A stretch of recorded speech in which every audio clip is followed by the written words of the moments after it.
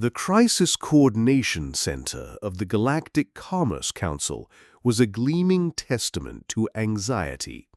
Polished chrome surfaces reflected the frantic light patterns of at least a dozen different species, all contained within a circular chamber designed to promote harmony, but which currently felt more like a pressure cooker. The mood was that of a quarterly earnings call, where the numbers weren't just bad, they were apocalyptic. At the center of it all, Ambassador Zorp pulsed a distressed shade of deep violet. He was a colossal, semi-translucent being, something like a nebula trapped in the body of a jellyfish, and his species communicated through bioluminescent ripples of color. Unfortunately, Zorp suffered from a rare condition known as chromatic literalism syndrome, which meant he perceived and processed all communication in its most literal, direct form. Sarcasm was a quantum impossibility to him. Metaphors were pure gibberish. "Their positions are clear," a reedy voice chirped from a small avian creature. "Xylos minerals will not yield their claim to planetoid 73b. They are preparing to leverage what they call a Class 7 asset disassembly tool." A heavy guttural rumble came from a rock-like being across the room. And Stellara Innovations has responded by threatening what their press release calls a hostile market restructuring via proactive asset liquidation. The spin doctors are working overtime, but we all know what that means. Planet crackers. Both sides were ready to deploy planet crackers over a chunk of rock rich in nocolium, a mineral essential for making holographic advertisements slightly more holographic. Ambassador Zorp's violet light flickered. "This is disoptimal," he radiated, his literal mind struggling for a term that wasn't outright panic. "The bylaws state that armed conflict between member corporations requires a 3-cycle de-escalation period. They're calling it aggressive negotiations. It's a loophole." The room descended into chaos. One council member suggested a mandatory team-building retreat. Another proposed forming a subcommittee to explore potential synergies for de-escalation. It was then that Zorp, his gelatinous form shimmering with desperate inspiration, floated forward.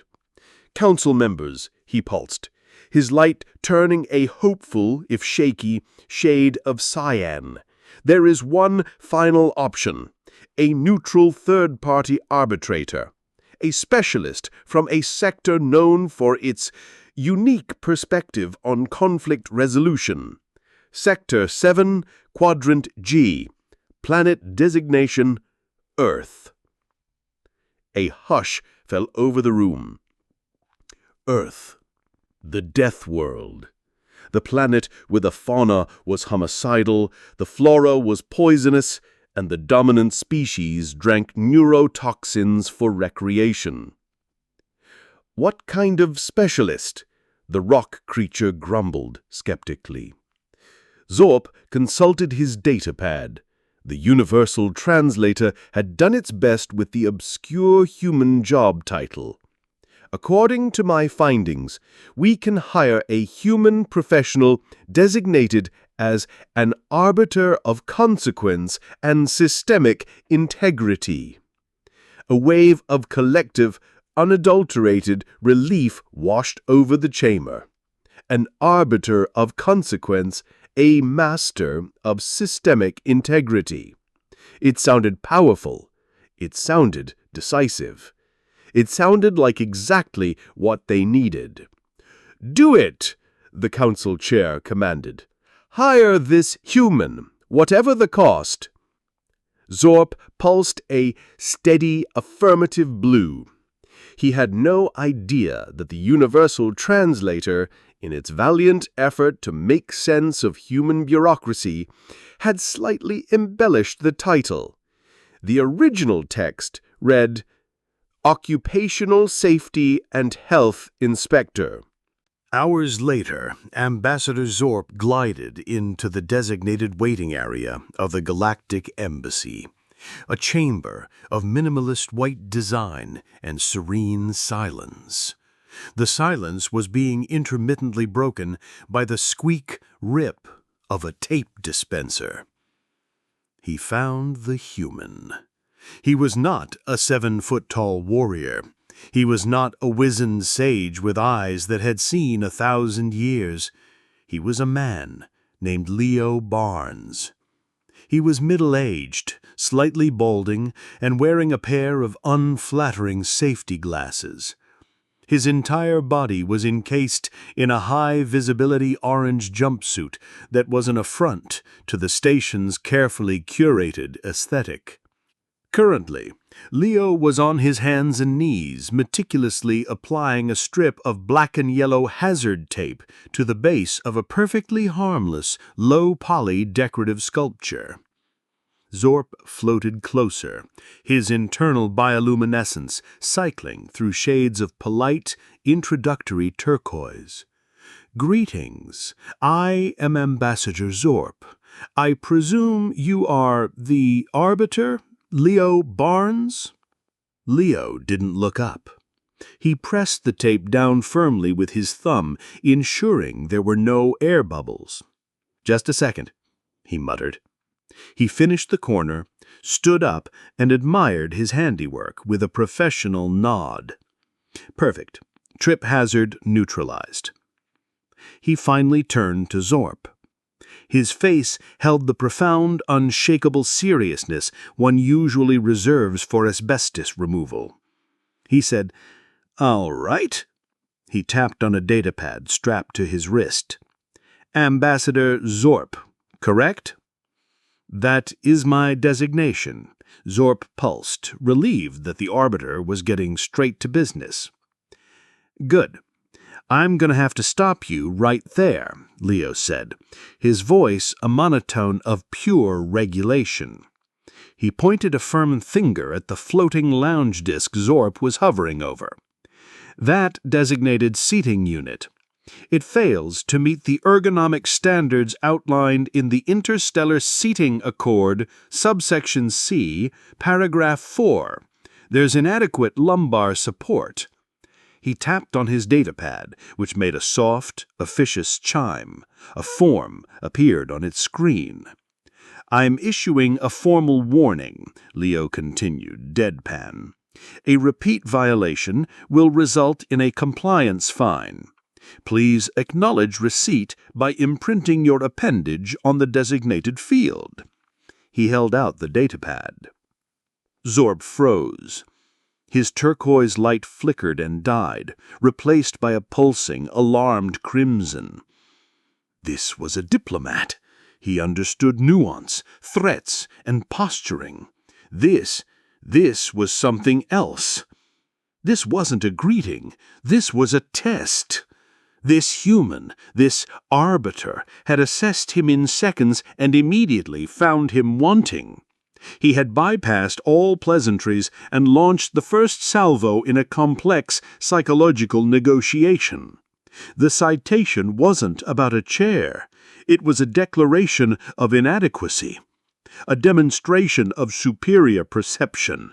It was a message: I see every flaw, every weakness.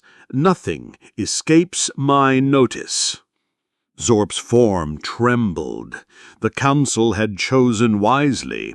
This human was even more terrifying than the legends claimed. He cautiously extended a tentacle and pressed it to the datapad screen. The device chimed again. "Excellent," Leo said, his expression unchanged. "Now, about this mission. I've read the preliminary report. It mentions aggressive negotiations and hostile market restructuring. Sounds like a workplace with a lot of potential hazards. Let's go see just how many violations they're racking up. The diplomatic vessel, the Harmonious Path, was a marvel of interstellar engineering. It was designed for comfort, luxury, and serenity. None of its designers had ever anticipated a passenger like Leo Barnes. Their first stop was the ship's galley, an automated wonder that could synthesize over 1,000 dishes from across the galaxy. Leo entered, data pad in hand, his expression grim. Let's begin the sanitation audit. The ship's culinary artist, a six-tentacled being named Chef Plix, was gracefully preparing 3 different meals simultaneously. Leo watched for a moment, his brow furrowed. "Unacceptable," he declared. The chef paused, a tentacle holding a shimmering Galaxian molluscoid hovering midair. "That's a clear risk of cross-contamination between a raw protein and what appears to be a vegan flarb-nut stew. Where are your color-coded chopping surfaces?" Plix wobbled in confusion. Leo was already at the main food synthesizer, running a small probe over the nutrient paste dispenser. He ignored the paste's exotic lilac color. "This paste is being held at 28 degrees Celsius. The galactic safe zone for semi-sentient protein slurries is between 3 and 5 degrees. You're not running a kitchen, you're breeding a paradise for microbial life in there." He slapped a large digital red sticker onto the synthesizer's console that read, "Notice of immediate closure, pending review." The final straw came as he observed the chef's elegant swaying head. And no hairnet, or tentacle net as the case may be. Shut it down, all of it. It took Ambassador Zorp 15 minutes of frantic negotiation, promising full and immediate compliance with all food safety protocols, just to secure emergency nutrient rations for the crew. Zorp posed a weary, defeated gray. The next day, Leo stood on the ship's bridge. As per the Inter-System Transit Compact, all vessels carrying diplomatic personnel must conduct a full emergency evacuation drill every 48 standard hours. We are overdue. The ship's captain, a veteran Cathar, assured him they were prepared. The crew assembled calmly in the main corridor, expecting an orderly procession to the escape pods. Then Leo activated his own equipment. The ship's gentle, melodic alarm was instantly overridden by a deafening human-standard klaxon that blared at a frequency that made Zorp's form jiggle uncontrollably. A thick, non-toxic smoke, produced by a portable machine Leo had brought in his luggage, began to fill the hallways. Red strobe lights flashed erratically. Leo's voice boomed over a megaphone he produced from the same bag. "Move with a sense of urgency. Your complacency will be your demise. This is not a drill. I repeat, this is technically a drill, but act as if it is not." The result was pure chaos. The crew, accustomed to serene, logical processes, panicked. They scrambled, bumped into each other, and flailed blindly in the smoke. Zorp turned a shade of panicked magenta he didn't know his species was capable of producing. After 17 excruciating minutes, the alarm stopped. Leo stood before the disheveled, coughing crew, his arms crossed. "Evacuation time, 17 minutes, 42 seconds. Unacceptable, but it's a baseline.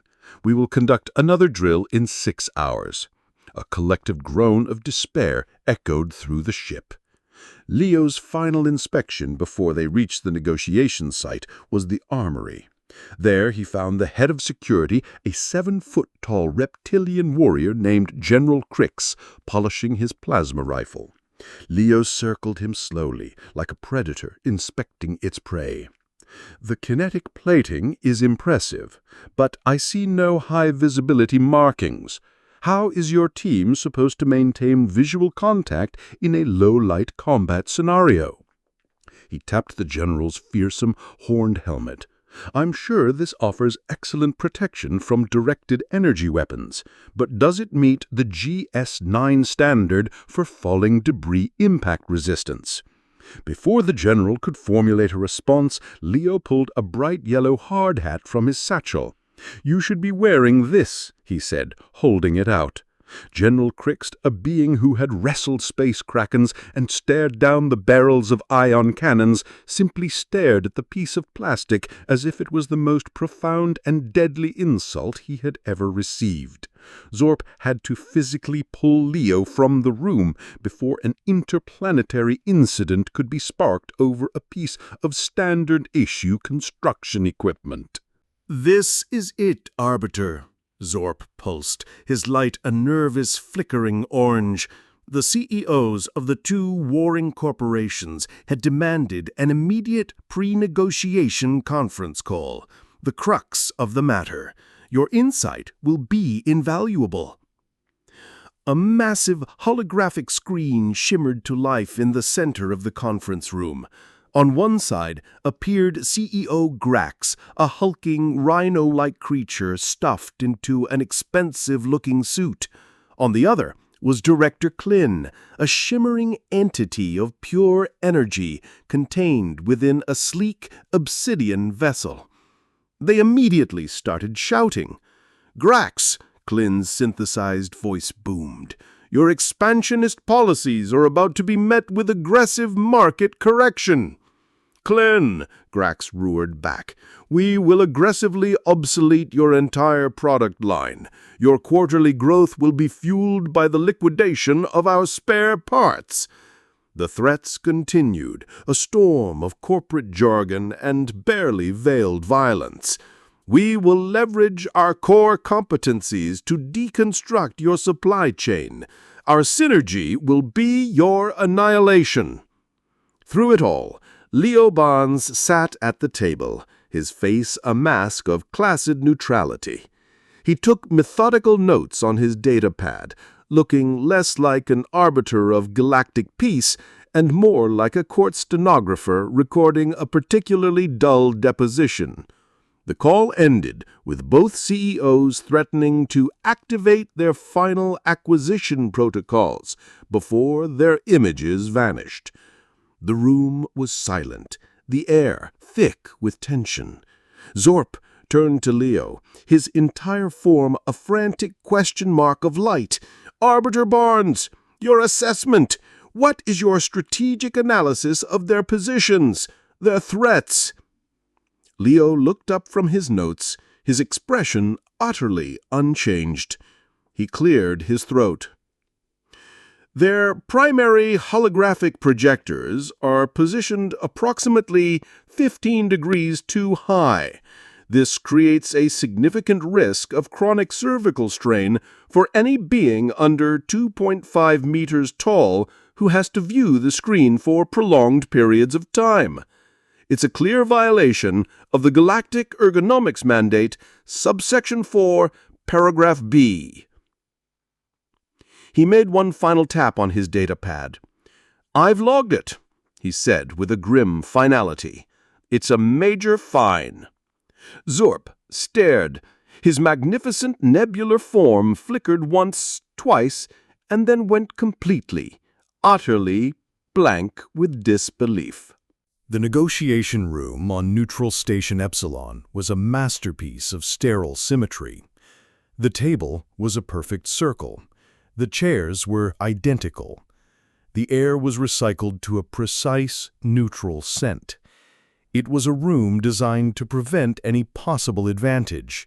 It was not, however, designed to withstand Leo Barnes. CEO Grax, the rhino-like creature, entered from one side, his heavy footsteps echoing with self-importance. Director Klin, the energy being, glided in from the other, her obsidian vessel humming with contained power. They sat. Ambassador Zorp hovered nervously at the head of the table, pulsing a gentle, pleading shade of green that was utterly ignored. "Klin," Grax began, foregoing any pretense of diplomacy, Your market share is about to experience a significant downward correction.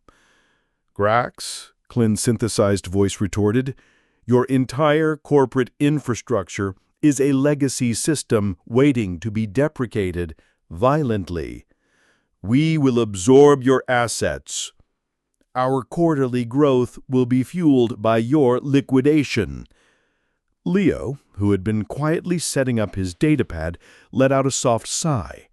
It wasn't a sigh of frustration or anger. It was the weary sigh of a man who has seen a blocked fire exit for the 1,000th time. The sound, quiet as it was, cut through the shouting. Both CEOs paused and looked at him. "All right, that's it," Leo said, standing up. He tapped a large red icon on his datapad. "This meeting is hereby designated a hazardous work environment." He began to pace slowly around the table, his voice calm and methodical. Causes for designation include excessive decibel levels constituting noise pollution, unprofessional conduct, and the credible threat of workplace violence resulting in property damage and/or bodily harm. He stopped beside Grax's chair. "As the ranking compliance officer present, I am invoking Article 9 of the Galactic Commerce Compact. I am conducting a full safety and compliance audit of both your corporations, effective immediately." Grax snorted. "You are bluffing! You have no authority!" "CEO Grax, let's begin with Xylos Minerals. Your primary offensive platform, the Class 7 Asset Disassembly Tool. Its energy signature violates 17 separate articles of the Interstellar Environmental Compact. That's a Level 5 fine for each violation." He continued his slow walk. "Furthermore, your standard employee life insurance policy, Underwriter Certificate 7B9, contains no clause covering death via retaliatory planetary annihilation. The potential liability from class action lawsuits filed by your employees' next of kin is, by my calculation, financially catastrophic." Grax's smug expression began to melt.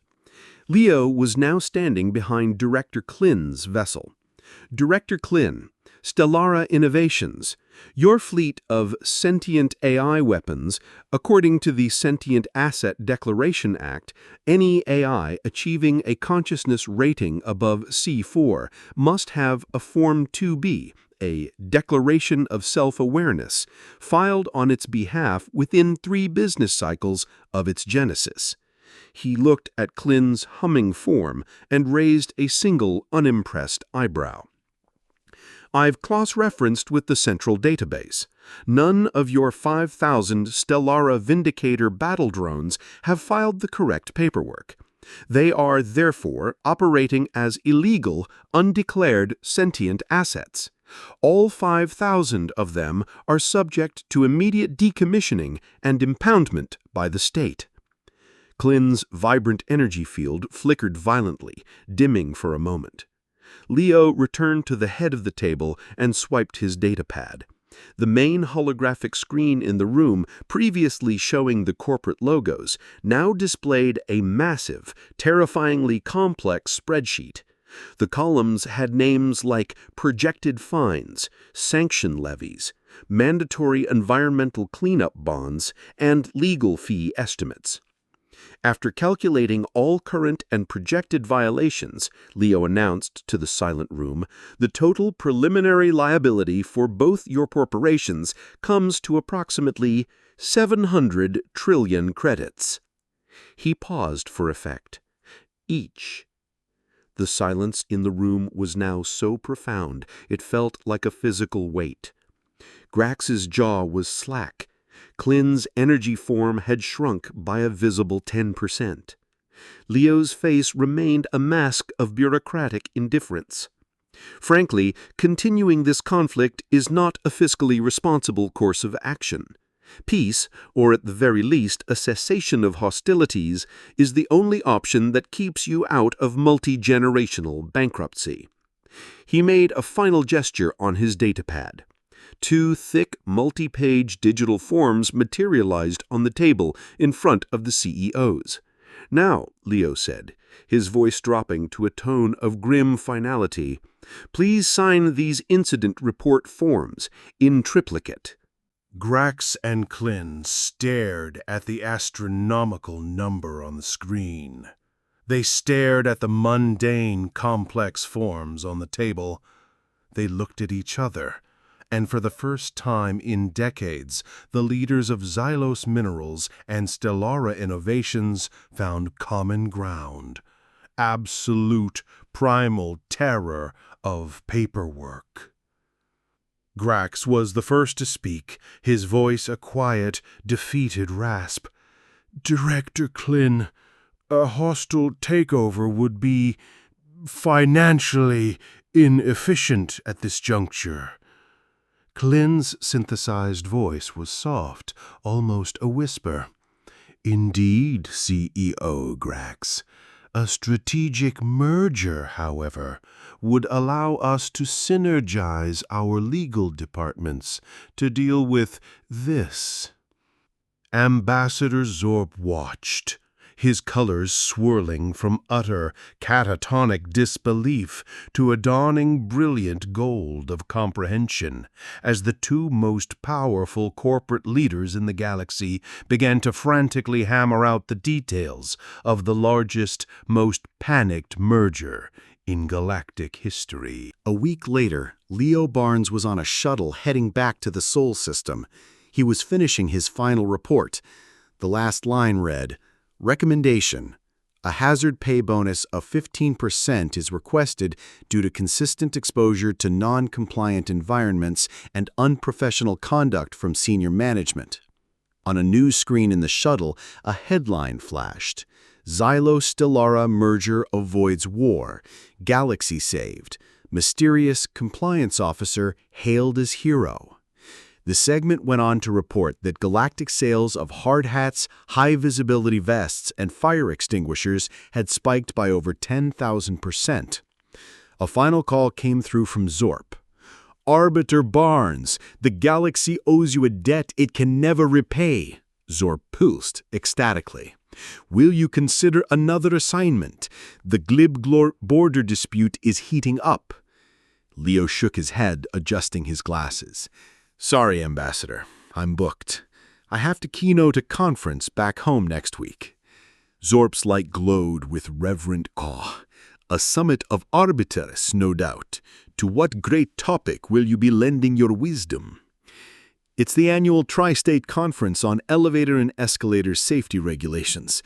I'm presenting a 90-minute panel on the revised paperwork for Form 87C, Unexpected Deceleration Incidents." The transmission ended, leaving Zorp alone in his chamber. He tried to comprehend how a meeting about elevators could possibly be more strategically important than saving entire civilizations. He couldn't. It only confirmed his belief humans were the most terrifyingly complex and powerful beings in the universe. Thank you for completing the listening procedure for this report. To ensure full compliance and receive future mission logs, please complete the like and subscribe protocol as per the Channel Engagement Mandate, subsection 3, paragraph A. Non-compliance may result in content delinquency. Thank you for your cooperation.